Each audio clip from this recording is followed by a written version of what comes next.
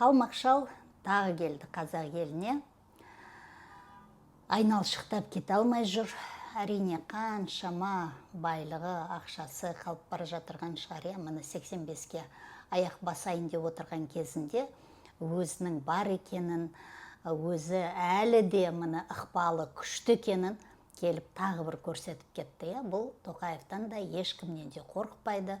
Барып Путинмен құшақтасып, сол сәтті ғана салып көрсетіп жатыр қазақ еліне. Міне мен бармын, мен тірімін деп.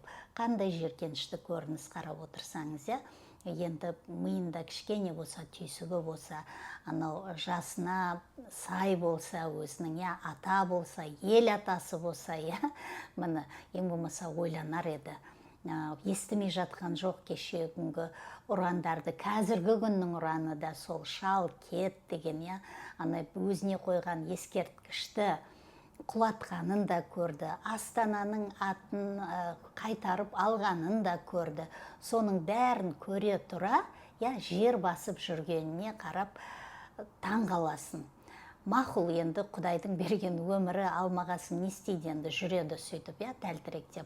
Ал бірақ енді кішкене түйсігі болса, адамгершіліктен кішкене бір қасиеті қалған болса, сол сөздерден кейін ойланып, халқынан кешірім сұрап, сұрамай-ақ қойсын, ең болмаса халықтың көзіне көрінбесейші, сүйел болып, енді бұл жоқ, тайраңдап жүр.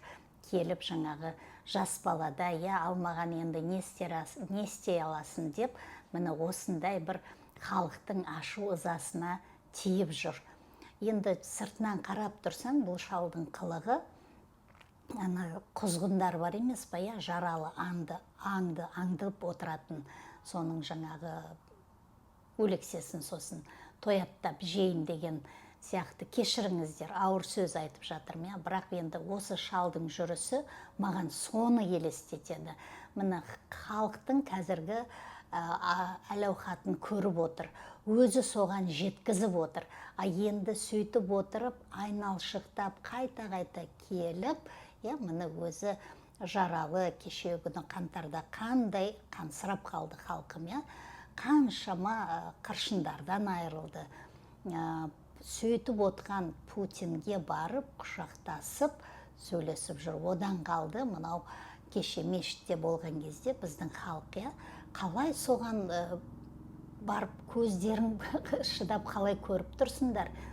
Оған бетіне түкірудің орнына, бетіні жұлудың орнына кешегі қаңтардағы істеп кеткен қырғынның кесірін, бәрін жуып шайып кешіре қойып тұрсыңдар ма? 100 жаса деп жатсыңдар. Бұл сондайдан кейін сіздерді тобыр десе, тағы ренжейсіздер. Сөзім жоқ енді айтарға. Бұл шалдың жаңағы айналшықтап келіп жүргені, енді өздеріңіз білесіздер, қанша сахнадан кеткенімен де, мынау саясаттың сахнасынан кетсе де, әлі сол жерді аңсап, әлі қайта-қайта жаңағы нелер преступники, убийцы, жаңағы ұрлықшылар, адам өлтіргіштер, өзінің жаңағы в места свои преступления возвращаются дейді, қайтып айналшықтап сол жерге келе береді екен. Міне бұл да сол тәрізді осындай болып отыр. Халқым, ояныңдар, ойланыңдар. Кеш болмай тұрғанда, ештен кеш жақсы дейді, бірақ сонда да сол кешке жеткізбеңіздер, ойланыңыздар. Астыртын жұмыстардан хабар алыңыздар.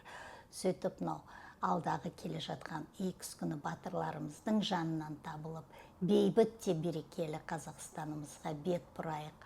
Алға қазақ елі.